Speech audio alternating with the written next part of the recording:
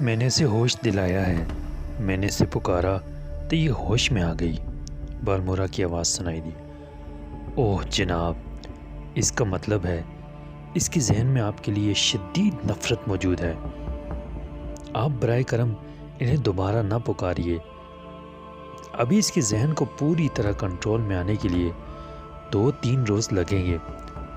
Lady سندرتا کی قوت ارادی عام عورتوں سے 1000 گنا زیادہ طاقتور ہے، اس لیے اس پر دوا کا اثر بہت آہستہ ہو رہا ہے۔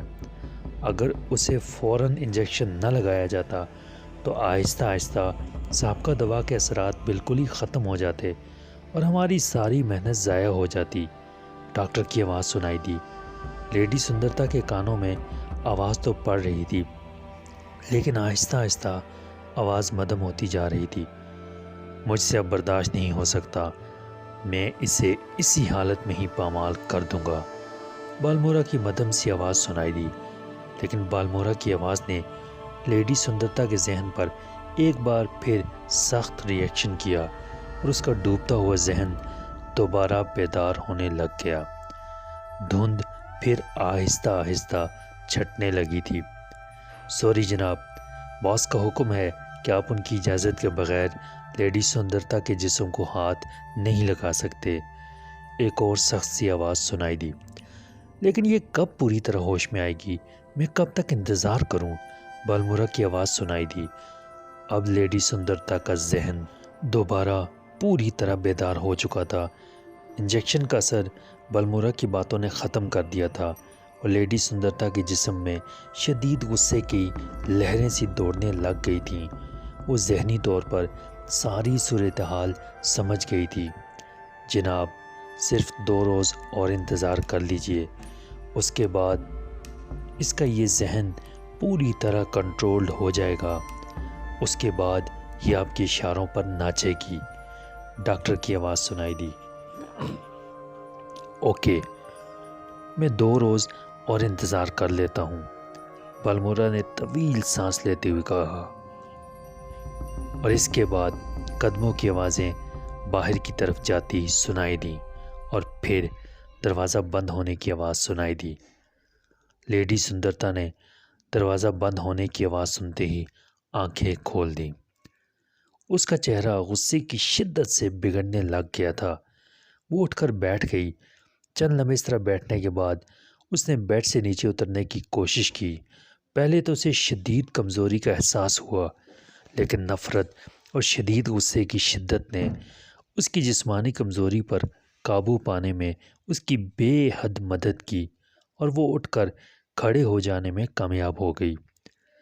اس کے بعد اس نے توانائی کو بحال کرنے کے لیے اس کمرے میں چلنا پھرنا شروع کر دیا۔ اس کا ذہن بری طرح کھول رہا تھا۔ وہ بار بار مٹھیاں بھینجتی اور پھر کھولتی۔ تھوڑی دیر بعد اسے محسوس ہوا کہ وہ جسمانی طور پر بالکل نارمل ہو چکی ہے۔ وہ دروازے کی طرف بڑھی اور اسے کھولنا چاہا، لیکن لوہے کا مضبوط دروازہ باہر سے بند تھا۔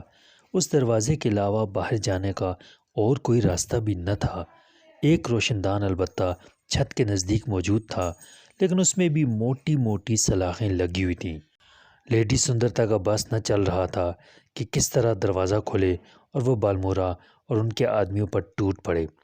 ایک بار اسے خیال آیا کہ وہ دروازے پر مکے برسانے شروع کر دے، لیکن پھر اس نے اپنے آپ کو روک لیا۔ اسے خیال آ گیا تھا کہ اگر اس نے ان لوگوں پر ظاہر کر دیا کہ وہ پوری طرح ہوش میں آ گئی ہے تو وہ اسے دوبارہ کسی گیس کی مدد سے بے ہوش کر کے پھر کہیں زیادہ طاقت کا انجیکشن لگا دیں گے اور وہ بے بس ہو جائے گی۔ اس لیے اسے ان کے ساتھ باقاعدہ ڈرامہ کرنا چاہیے۔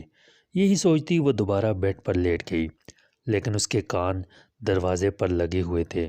تقریباً 1 گھنٹے بعد اسے دروازہ کھلنے کی آواز سنائی دی۔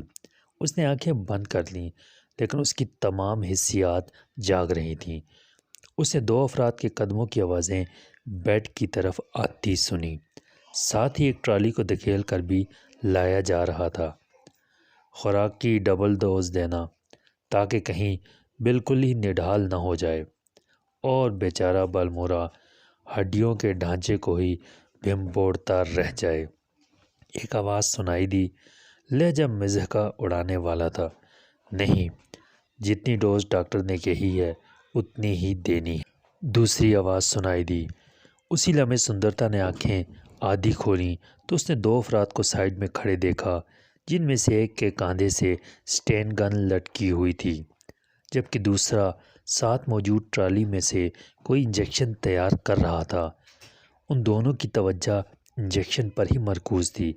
لیڈی سندرتا کے لیے یہ بہترین موقع تھا، چنانچہ وہ اچانک اپنی جگہ سے اچھلی اور دوسرے لمحے وہ کسی عقاب کی طرح اڑتی ہوئی مسلح شخص سے ٹکرائی اور اسے لیے فرش پر جا گری۔ مسلح شخص کے حلق سے حیرت کے مارے چیخ نکل گئی۔ دوسرے شخص کے ہاتھ سے سرنج نیچے گر گئی۔ نیچے گرتی ہی لیڈی سندرتا بجلی کی سی تیزی سے اچھلی اور دوسرے لمحے غیر مسلح شخص کے سینے میں اس نے پوری قوت سے ٹکر ماری اور وہ بری طرح چیختا ہوا فرش پر جا گرا۔ مسلح شخص نے بجلی کی سی تیزی سے اٹھنا چاہا، مگر لیڈی سندرتا نے ٹرالی اس پر دھکیل دی اور پھر جیسے ہی وہ ٹرالی سے ٹکرا کر دوبارہ نیچے گرا، اس کے ہاتھ سے سٹین گن نکل گئی، کیونکہ دوبارہ اٹھتے ہوئے اس نے سب سے پہلے سٹین گن کو کاندھے سے اتارا تھا۔ سٹین گن اس کے ہاتھ سے نکلتے ہی لیڈی سندرتا نے سٹین گن پر جھپٹا مارا اور تیزی سے اچھل کر پیچھے ہٹتی چلی گئی۔ مسلح آدمی نے ٹرالی کو ایک طرف دھکیلا اور ایک بار پھر اٹھ کر لیڈی سندرتا پر جھپٹنا چاہا، مگر اب لیڈی سندرتا کے ہاتھ میں سٹین گن تھی، چنانچہ دوسرے لمحے کمرہ بے تحاشا فائرنگ آوازوں سے گونج اٹھا اور ان دونوں کے جسموں میں بلا مبالغہ سینکڑوں گولیوں نے سوراخ کر دیے۔ چند ہی لمحوں میں وہ دونوں ختم ہو چکے تھے۔ اسی لمحے لیڈی سندرتا کو باہر سے دوڑتے ہوئے قدموں کی آوازیں سنائی دیں تو وہ لپک کر دروازے کی اوٹ میں جا کھڑی ہوئی۔ دروازہ کھلا ہوا تھا۔ دوسرے لمحے دو مسلح افراد اچھل کر اندر داخل ہوئے اور اس سے پہلے کہ وہ سنبھلتے، لیڈی سندرتا نے ایک بار پھر فائر کھول دیا اور وہ دونوں بھی ایک لمحے میں لٹوؤں کی طرح گھومتے ہوئے فرش پر گر گئے۔ ان کے نیچے گرتے ہی لیڈی سندرتا اچھل کر دروازے سے باہر نکلی۔ اسی لمحے راہداری کے دوسرے سرے سے بالمورا دوڑتا ہوا سامنے آیا۔ وہ شاید فائرنگ کی آوازیں سن کر ادھر آیا تھا۔ خبردار، ہاتھ اٹھا دو ورنہ گولیوں سے بھون ڈالوں گی، لیڈی سندرتا نے سٹین گن کا رخ اس کی طرف کرتے ہوئے چیخ کر کہا، اور بالمورا اپنے سامنے لیڈی سندرتا کو اس حالت میں دیکھ کر حیرت سے بت بن کر رہ گیا۔ اس کی آنکھیں خوف اور دہشت سے پھٹی پڑ رہی تھیں۔ میں کہتی ہوں ہاتھ اٹھاؤ ورنہ، لیڈی سندرتا نے میں کہتی ہوں ہاتھ اٹھاؤ ورنہ، لیڈی سندرتا نے دانت پیستے ہوئے کہا، اور بالمورا نے ایک جھٹکے سے دونوں ہاتھ اٹھا دیے۔